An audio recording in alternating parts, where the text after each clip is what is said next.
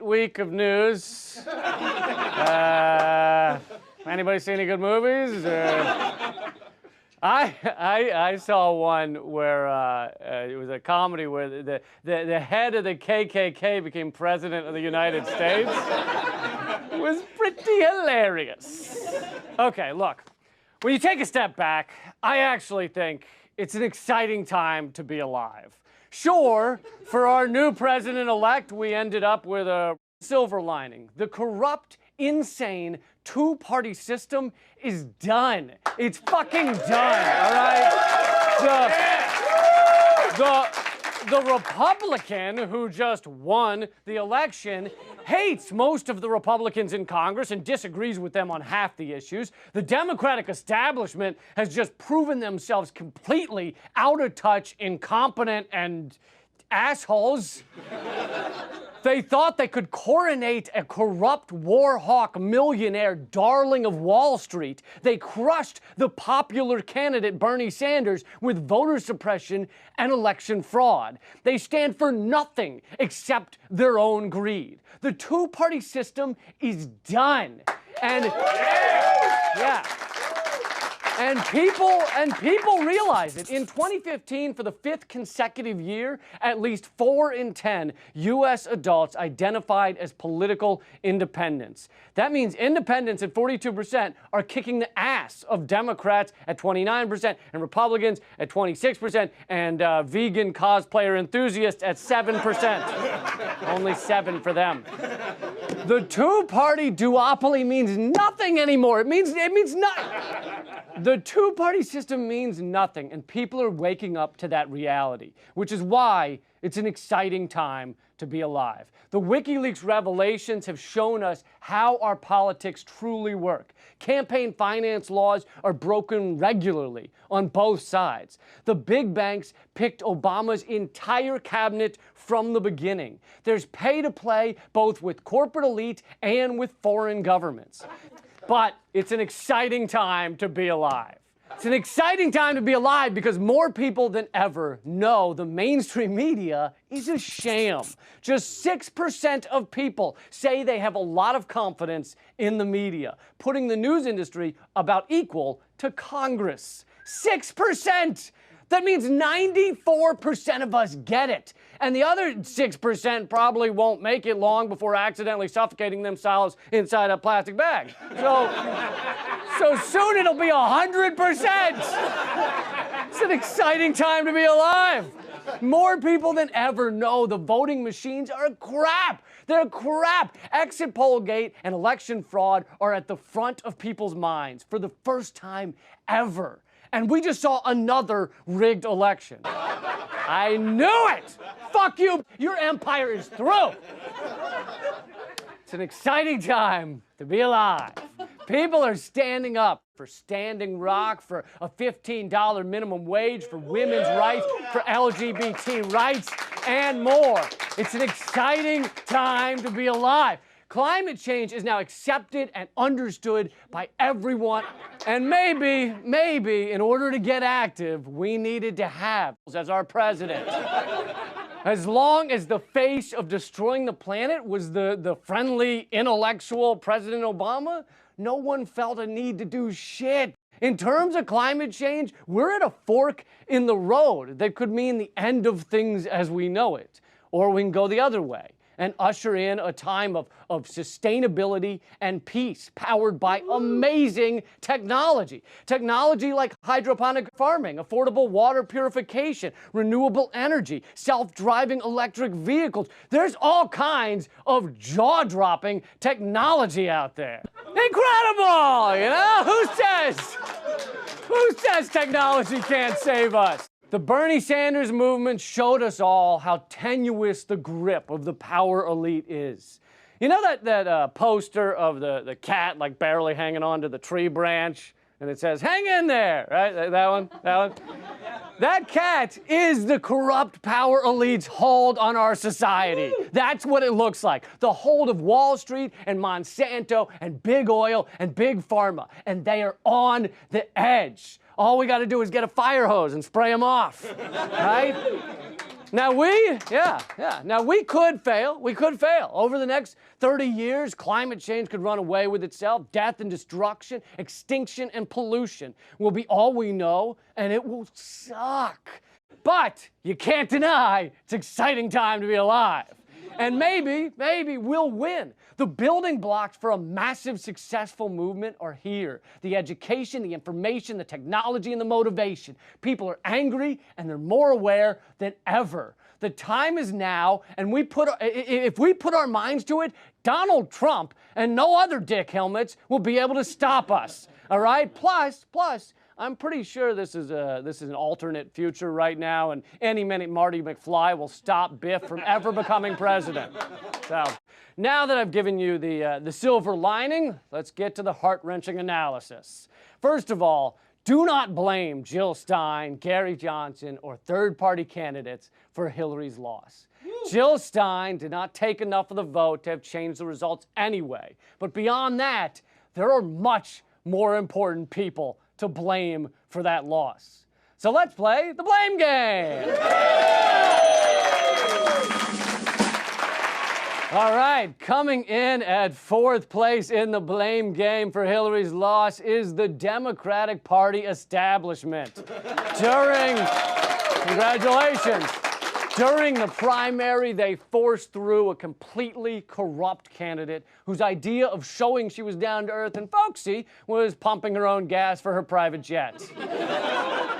They forced her through the primaries rather than allowing the popular candidate to legitimately win. On top of that, as we saw in various leaks, they sought to prop up Donald Trump in the primaries because they thought he'd be easy to beat. So they fed us the Demogorgon, and now we're stuck with him. The Democratic establishment also became fucking Republicans, all right? They stand for war and Wall Street surveillance and fracking. Funny thing how American voters who consider themselves Democrats don't want to vote for Democrats who behave like Republicans. Isn't that odd? Coming in at a close 3rd place on the blame game, Hillary Clinton. She did some things that, well, let's just say made her a little unlikable. And that's the polite way of saying she's utterly corrupt and stands for nothing she says she stands for. If you want a left-wing candidate who can beat Donald Trump, you don't run a multi-millionaire oligarch. That's like the first rule of Fight Club, I think. And the winner of the blame game is the mainstream media. All right. Congratulations. You gave a neo-fascist endless airtime. He was on your channel so much, I thought the new logo for MSNBC was an orangutan's ass. You showed his speeches wall to wall, every moment of every day. In 1 week, America saw more of Trump than his kids did their entire childhoods. Well done, mainstream media. Even though many of you were butt boys with Hillary, you just couldn't turn away from the ratings bonanza. Trump had $5 billion in free advertising over the course of the campaign, more than twice as much as Clinton. And earlier in the year, he got 23 times as much coverage as Bernie Sanders. While you sit around and try to figure out what went wrong, you know, you should just know this. You went wrong, all right? You fucked this up royally. Didn't you take Psychology 101? When someone says to you, don't think of an elephant, what do you think of? A motherfucking elephant. So if the media is saying all day, Trump, then everyone was thinking of Trump.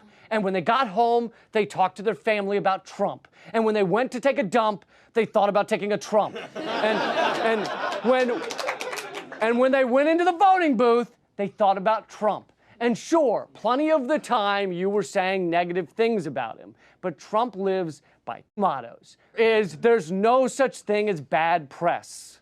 Okay? And on top of that, half the time you media hacks were attacking him, you had a Trump supporter on to even things out.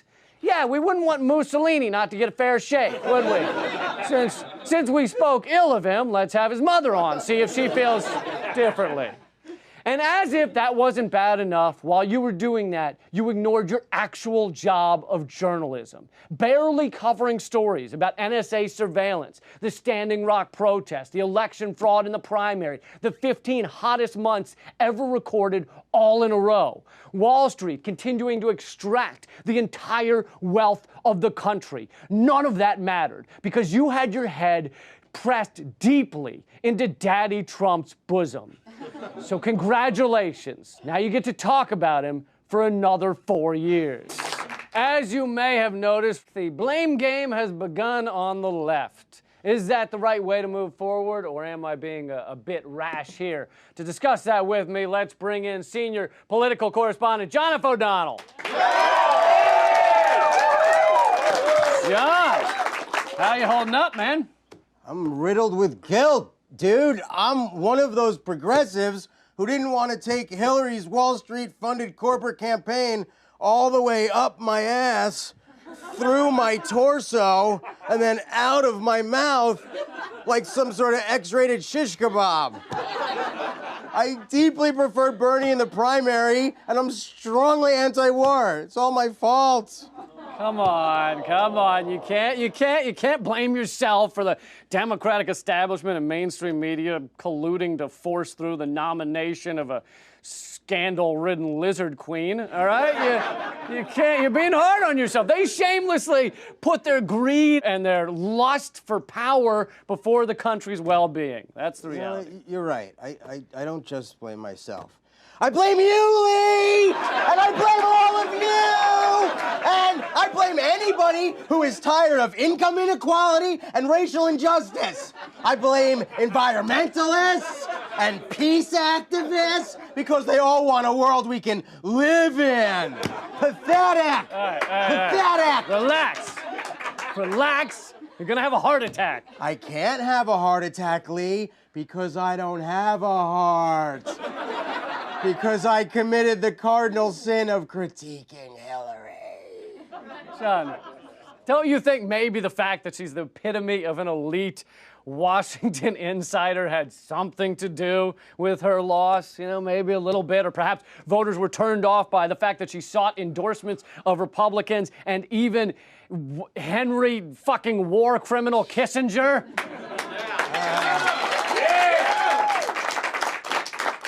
Well, I mean, that probably didn't help anything. But during the election, I referenced a Politico article to make a video about how the Hillary campaign bent campaign finance laws to their breaking point. That video is probably why she lost Florida, Pennsylvania, Michigan, North Carolina, Ohio, and Wisconsin. I fucked up! Look, more than ever, liberals and progressives can't afford to be splintered. You know, Donald Trump winning this election has revealed the scourge of racism, sexism, xenophobia, and right-wing nationalism that sadly exists in our country. We all have to fight it together. I agreed, absolutely agreed. And Hillary Clinton losing this election shows that a Wall Street-backed politician who has helped strip away the livelihood and dignity of tens of millions of hardworking Americans is not the answer. Agreed. Moving forward, we need to unite and organize for revolutionary change. And that can only happen if we fully separate from corporate liberalism and embrace a true progressive movement. Agreed. Perfect plan! You saved it. John F. O'Donnell, everybody! Moving on, you might find this shocking, but there actually was some good news coming out of this election. For more on that, let's go to correspondent Naomi Caravani. There are many victories to celebrate this election week, all the way from laws decided by voters to legalize medicinal marijuana, to the legalization of recreational marijuana. Yeah, it was mostly pot stuff. But there were also state ballot measures that were big wins for progressive politics. And there was some other news, I think.